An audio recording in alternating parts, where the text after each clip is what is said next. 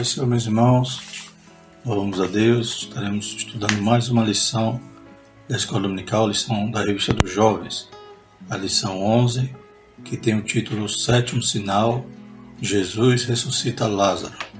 A revista, o tema é Jesus, o Filho de Deus, sinais e ensinos de Cristo no Evangelho de João. A revista comentada pelo pastor Silas Queiroz. Lembramos que há na descrição do vídeo links para download dos slides em PDF, PowerPoint. Os irmãos podem fazer o download e utilizar-se livremente. Também pedimos que os irmãos compartilhem, comentem, curtam, e se inscrevam no canal para incentivar esse trabalho.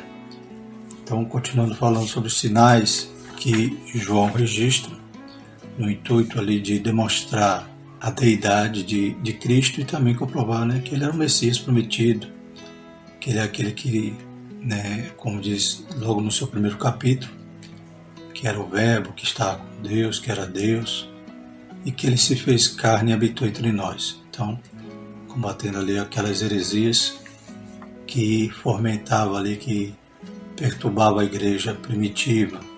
Quando João escreve então esse evangelho, é nesse intuito o Espírito Santo o inspira para registrar discursos, declarações de Jesus e sinais que Jesus fez demonstrando o seu poder. Hoje veremos esse último sinal elencado aqui no livro de João, e como estudamos todos os 6 anteriores, hoje chegamos no derradeiro sinal, que é Jesus ressuscita Lázaro. É claro que veremos, além dos sinais, o próprio livro de João ilustra muitos fatos que nós não abordamos na lição. A lição ela tem um espaço reduzido e não caberia em nenhum trimestre estudarmos todo o livro do Evangelho de João.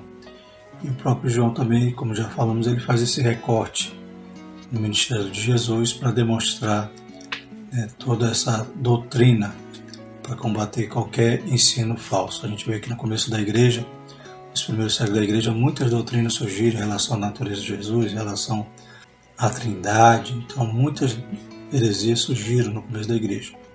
Mas bastava se ater nos evangelhos. A gente vê Lucas falando lá Jesus, o Filho do Homem. A gente vê então em João demonstrando que Jesus era o Filho de Deus. Então bastava aqueles que se debruçaram e desviaram-se em tantas heresias, examinar a Escritura, como diz a palavra do Senhor. E é isso que nós fizemos nesse trimestre, examinando aqui alguns detalhes do Evangelho de João. O texto principal diz o seguinte: disse-lhe Jesus, eu sou a ressurreição e a vida, quem crê em mim, ainda que esteja morto, viverá. Então é um milagre muito pregado a respeito da ressurreição do nosso irmão Lázaro. Então, esse texto também é muito utilizado, até mesmo em velórios, a respeito de que Jesus é a ressurreição e a vida, e quem crê nele, ainda que esteja morto, viverá. Inclusive, a gente vai ver na lição que Jesus até diz que está dormindo, aqueles que partiram com Jesus estão dormindo, porque serão despertos. Não está dormindo a alma, pois a alma, como também a palavra de Deus nos relata, a partir do momento que apaga aqui, acende na glória, acende lá no seio de Abraão, no paraíso. Então não é a alma que dorme, como alguns pensam assim, mas o corpo dorme, dorme no pó. Mas quando ouvir a voz de Jesus, como Lázaro ouviu, ele ressuscitará. Louvado seja o nome do Senhor. Pois na lição de Jesus tem controle a respeito da vida e da morte. Então o Senhor está no controle de todas as coisas. Não tem situação extrema em nossas vidas que o Senhor não possa dar uma solução. O Senhor está no controle, e quando passamos pela luta, pela prova, pela aflição, sabemos que todas as coisas contribuem para o bem daqueles que amam a Deus. Então, creiamos que o Senhor está no controle. Aleluia. Ainda que morra, viverá, como diz, aleluia, o texto que lemos há pouco. Os objetivos da nossa lição, portanto, é apresentar a aldeia de Betânia. Então, vamos mais uma característica que a gente viu no livro de João durante esse estudo desse trimestre, é que João ele é bem cronológico e geográfico. Ele localiza os locais lá onde Jesus exercia o seu ministério, e hoje a gente vai falar sobre essa aldeia de Betânia.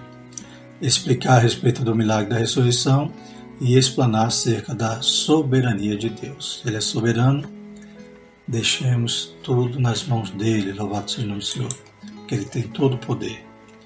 O texto bíblico se encontra em João, vamos ler alguns versículos aqui, salteando. Então, João 11, versículo 1, por exemplo, 3, 4, vamos saltar para 14, depois 17, leremos do 39 a 41, 43 e 44.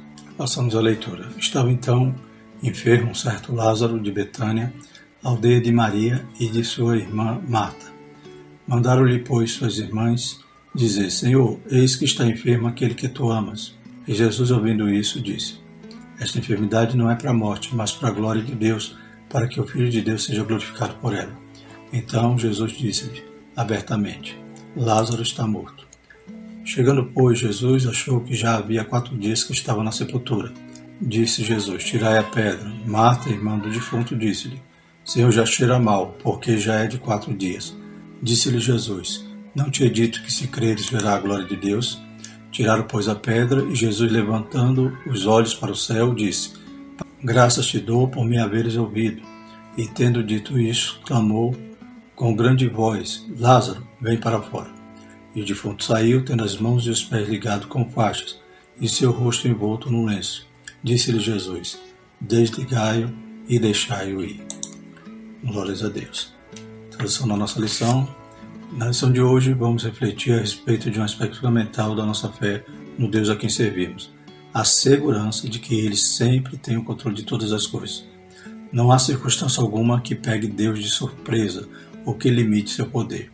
Seja qual for a origem ou extensão do dano ou qualquer tipo de mal, nada escapa ao controle soberano do Criador. Então a gente percebe que, embora as irmãs de Lázaro desesperaram e pensavam que já não tinha mais jeito, não há situação que vai pegar Jesus de surpresa. Jesus demorou, a gente vai ver durante a lição, aqueles dias para chegar ali em Betânia, mas porque Jesus tinha um propósito.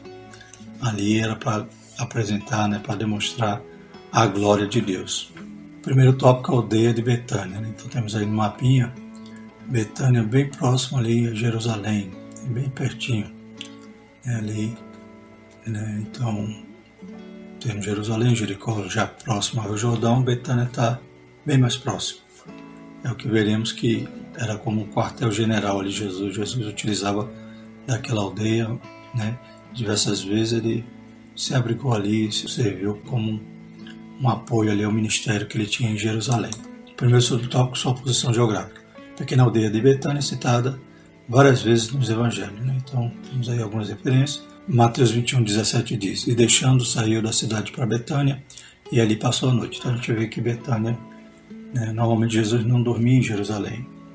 Ele ensinava em Jerusalém, curava, exercia ali seu ministério em Jerusalém, mas normalmente ele ia para Betânia.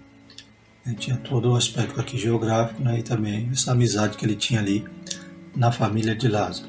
É bem provável que essas citações não correspondam a todas as vezes que Jesus esteve ali. Então, temos aí algumas citações, mas não resume nisso, Provavelmente Jesus esteve ali muitas outras vezes. Mas os registros que temos são suficientes para que entendamos quão estratégico foi aquele lugar. É como quando viajamos para uma cidade grande e preferimos nos hospedar em seus arredores, em um lugar discreto, evitando os tumultos da metrópole. Então, Jesus tinha essa condição ali em relação a essa aldeia. Segundo subtópico, estrategicamente escondido. Jesus fez isso algumas vezes em relação a Betânia, apenas 2,7 km de Jerusalém, então muito próximo, um trajeto bem pequeno para chegar até essa aldeia. Quase 15 estádios, então traduzido ali 2,7 km. Então, extraindo aqui de um mapa que o pastor, o nosso professor Kleber Amorim, da IBD de Criciúma, ele coloca no seu slide. Aproveitando esse mapa, percebemos quão próximo era Betânia aqui de Jerusalém. Então, atravessava o Vale de Cedron, como diz aqui no segundo parágrafo. Bastava sair da cidade antiga, cruzar o Vale de Cedron, passar para o lado oriental do Monte das Oliveiras, onde estava Betânia, como que estrategicamente escondida. Então, após o Monte das Oliveiras, tem aqui perto de Betfagé, passando aqui o Vale de Cedron, chega rapidamente em Betânia. O terceiro subtópico, saindo da agitação.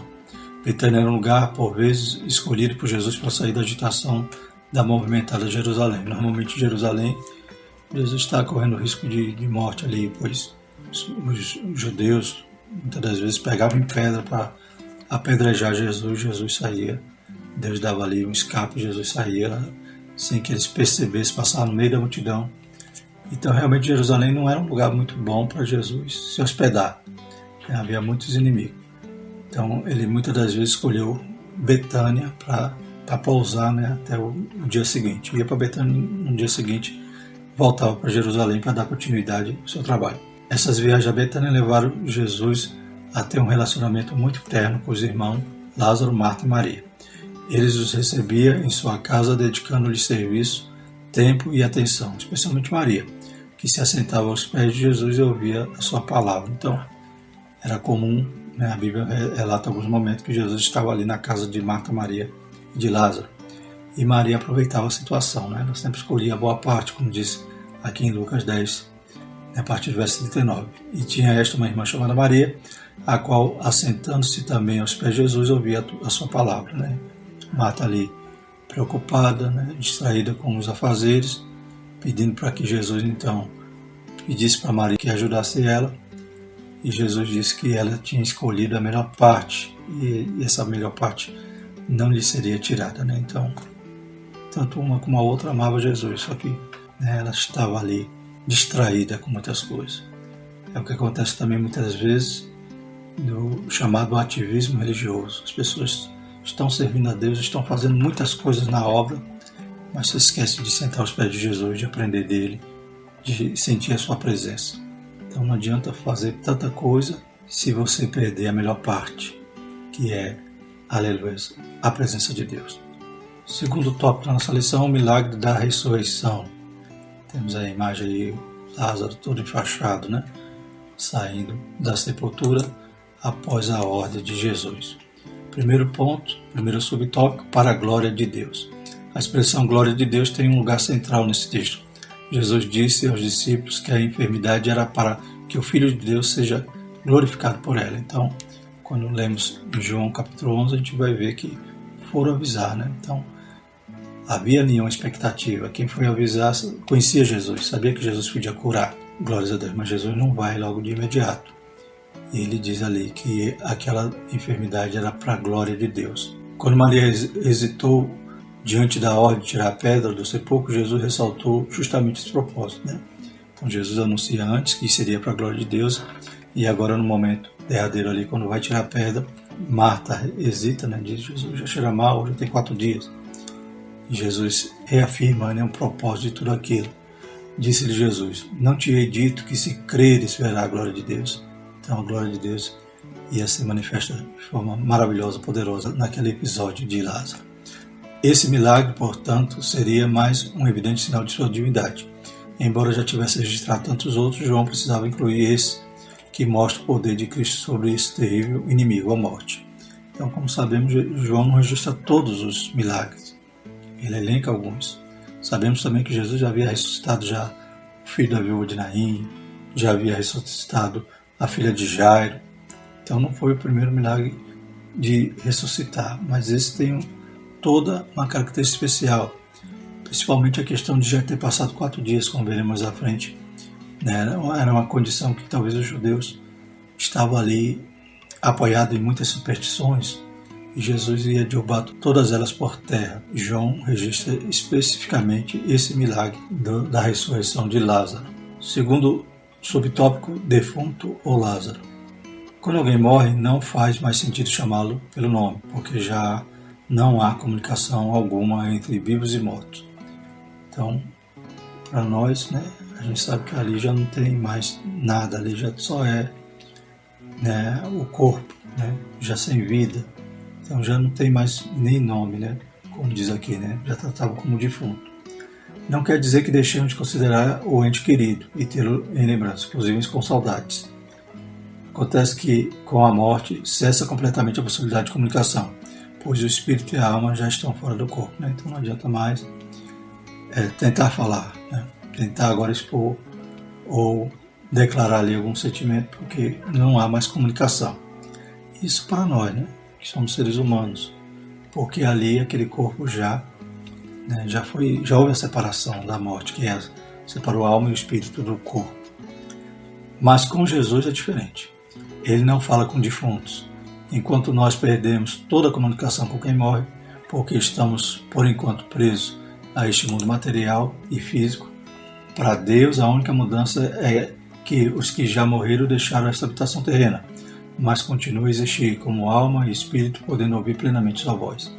Então, para Deus, aleluia, a comunicação ainda é permitida, não com aquele corpo, mas com a alma e o espírito, porque o nosso Deus, ele transcende, ele vai além, louvado seja o Senhor. Ele, ao mesmo tempo que ele é transcendente, ele é imanente. Ele quer falar conosco, quer ouvir nossa oração. Ele é o Emmanuel, aquele que nos consola, aquele que habita em nós através do Espírito Santo. Glórias a Deus. E ele transcende porque ele vai além da morte. Glórias a Deus. Então vimos na lição passada, Jesus dizendo que ele era aquele que tinha poder para dar sua vida e tornar a tomá-la. Aleluia. Como veremos na próxima lição, falando de Jesus vencendo ali a morte. Falando ao saduceu sobre a ressurreição, Jesus afirmou: Deus não é Deus de mortos, mas de vivos, porque para ele vive todos. Quando Deus diz que é Deus de Abraão, Isaac e Jacó, é porque cita eles como vivos, pois eles estão na eternidade. Glórias a Deus. Deus não dizia, eu era o Deus de Abraão, eu sou. Glórias a Deus. Ele está, aleluia, transcendendo tudo isso. É por isso que Jesus, como Filho de Deus, nunca fala defunto, mas sempre Lázaro. Lázaro, vem para fora, Então ele dá ordem, aleluia, os ouvidos naturais de Lázaro não poderiam ouvir, mas os ouvidos lá na eternidade teve que ouvir. Glórias a Deus, porque Jesus é todo poderoso, é o Filho de Deus. E é interessante como alguns pregadores dizem que Jesus chamou pelo nome, Já pensou se Jesus falasse, defunto sai para fora? Ressuscitaria o cemitério todo, mas ele chama Lázaro, porque o negócio ali era com Lázaro. A ressurreição de Lázaro, portanto, é um chamado pessoal de volta à vida. Jesus chamou Lázaro ressuscitando. E um dia todos que estiverem mortos, como diz a palavra do Senhor lá em Tessalonicenses, que estiverem mortos, que estiverem dormindo no Senhor, aleluia, ressuscitarão primeiro. Todos estes ouvirão uma voz, um alarido, glórias a Deus. Uma ordem para ressuscitarem. Aleluia. E na segunda ressurreição, que é para o castigo eterno, também os mortos ouvirão a voz de Deus e eles ressuscitarão. E aí verão, perceberão que, como disse o pastor Kleber Amorim, como seria bom que eles tivessem ouvido a voz de Deus em vida. E naquele dia eles vão perceber o grande erro, a grande aposta frustrada que eles tiveram de não ouvir a voz de Deus em vida e ter que ouvir agora para a segunda ressurreição, para a condenação, para o juízo. Mesmo depois dessa declaração, o narrador continua a referir-se ao defunto, e o defunto saiu. Então, para o narrador, para João, ele ainda tinha essa relação material de que ali era o defunto. Mas para Deus não, ali era Lázaro. Glórias a Deus. O mesmo acontece na narrativa da ressurreição do filho da viúva de Naim. Todos se referiam ao defunto, mas Jesus disse, jovem, eu te digo, levanta-te. Glórias a Deus. Então, Jesus, ele chama, pela identidade, para a pessoa. E quem ouve a sua voz, essa ordem, obedece. Glórias a Deus, ressuscita. Terceiro subtópico, a ressurreição no presente. Marta demonstrou profundo conhecimento teológico em sua conversa com Jesus. Falou claramente da ressurreição do último dia. João 11, 24. Além de ter confessado sua fé em Cristo, o Filho de Deus que havia de vir ao mundo. Mas não demonstrou crer que ele poderia operar milagre de ressurreição no presente.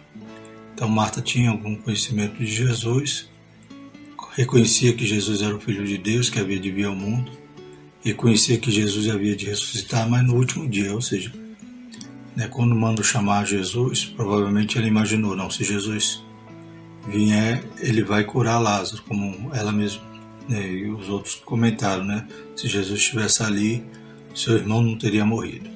Então ela tinha um conhecimento parcial, um conhecimento raso, não conhecia ainda o poder de Deus, no tocante que poderia até ressuscitar.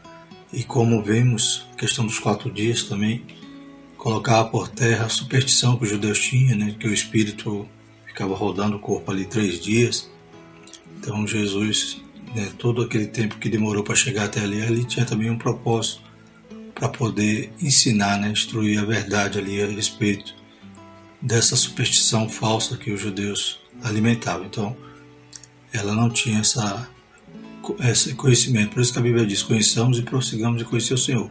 Então, ainda que a gente conheça alguma coisa, é pouquinho, A gente sempre tem que estar buscando mais o Senhor, examinando as Escrituras, sempre estar estudando, e conhecendo mais o Senhor, se aproximando mais dele, se chegando mais a ele, e ele se achega a nós. Esse é um exemplo de como nossa compreensão teológica, por mais profunda que seja, ainda pode apresentar grandes limitações espirituais. Então, por mais que alguém ache que sabe tudo, sempre está faltando, é sempre ainda um conhecimento raso. Então não podemos nos vangloriar por achar que conhece mais do que outro. Tanto é que a gente vai ver aqui que Maria tinha uma vantagem em relação a Marta, que ela tinha aquela comunhão com Jesus, ela tinha aquela intimidade com Jesus, que isso mais moveu o coração de Jesus do que simplesmente o conhecimento que Marta tinha. O texto é claro ao dizer que quando Jesus viu Maria chorar, moveu-se muito em espírito e também chorou.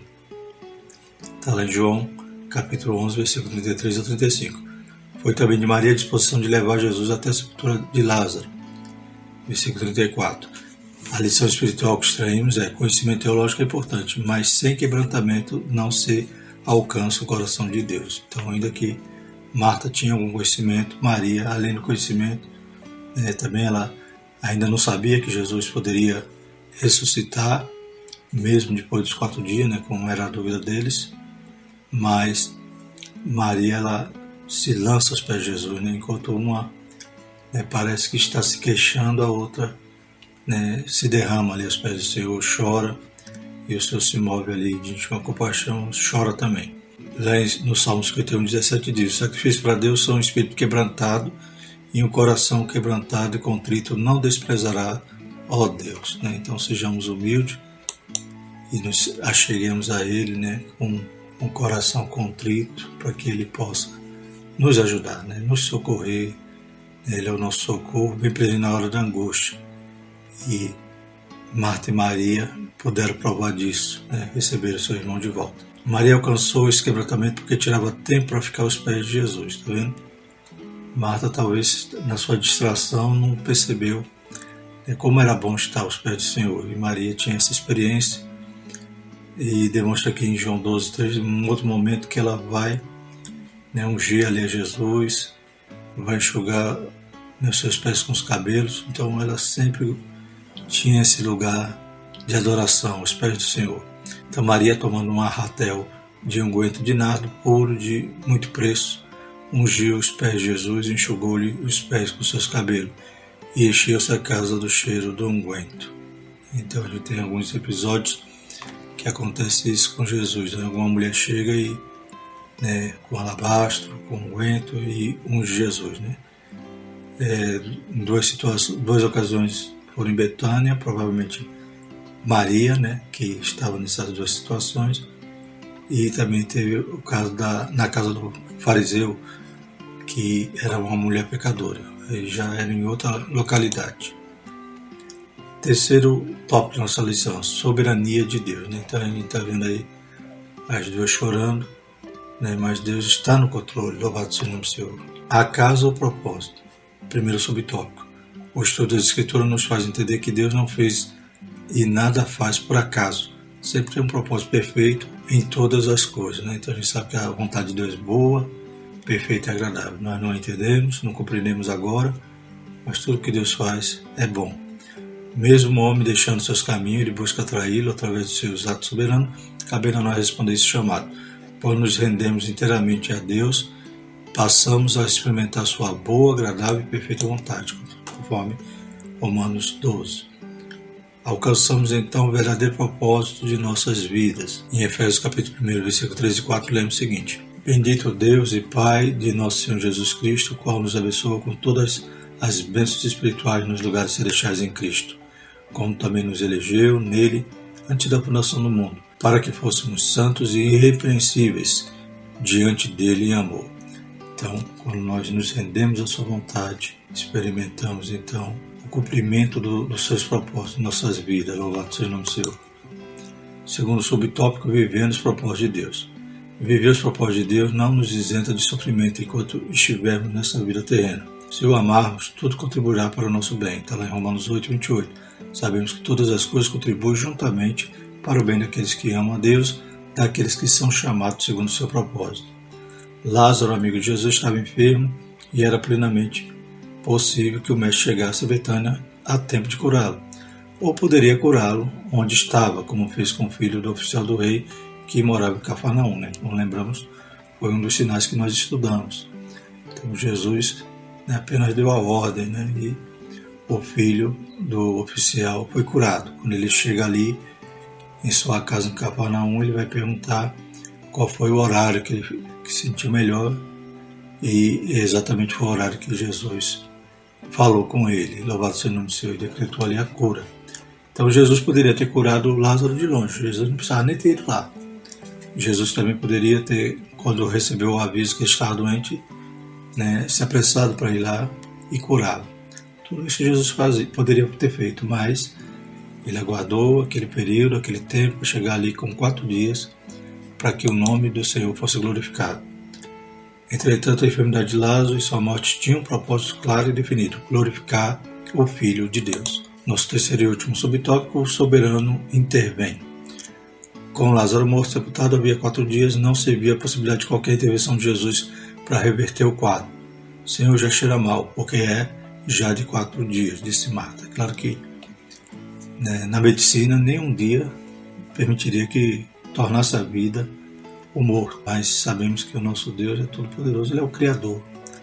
Aleluia, Ele é que sopra o fôlego de vida, Ele que, através da sua ordem, ressuscitou a muitos e vai ressuscitar, aleluia, aqueles que farão parte da primeira ressurreição para a vida eterna, e vai ressuscitar aqueles que farão parte da condenação na segunda ressurreição, no juízo final. Então esse Deus é poderoso, e não podia ter 4, 5, 10 dias que Jesus tem poder para reavivar o morto. Louvado seja o Senhor. Isso nos fala do risco que corremos neste mundo frio e incrédulo, onde vai se esvaindo a fé em um Deus que intervém na vida humana. Então muitos hoje estão vivendo à margem desse poder, da direção, do controle, da soberania de Deus. E como vai falar aqui na lição, é o secularismo. Secularismo é você querer viver uma vida sem fé, uma vida que você subtrai Deus, de todas as suas decisões, suas opiniões, de toda a sua maneira de viver. Ou seja, você quer viver sem colocar Deus na equação. Então é o secularismo, que cresce a cada dia como sinal dos últimos tempos. Então isso é misto que aconteça, é sinal que se aproxima a volta de Jesus. Quando o Filho do Homem vier, porventura achará fé na terra, como diz lá em Lucas 18.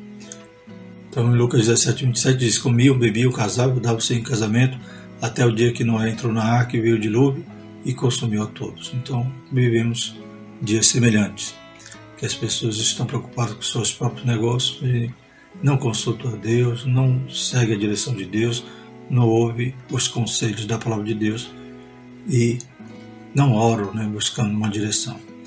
Não é comum ouvir cristãos que já não creem em um Deus que faz milagre e que quer dirigir nossa vida por inteiro. Um exemplo disso é a descrença no interesse de Deus em questões vitais, como casamento e geração de filhos. Então muitos tomam suas decisões, fazem da forma que acham correta, sem orar, sem colocar nas mãos do Senhor, sem pedir uma direção.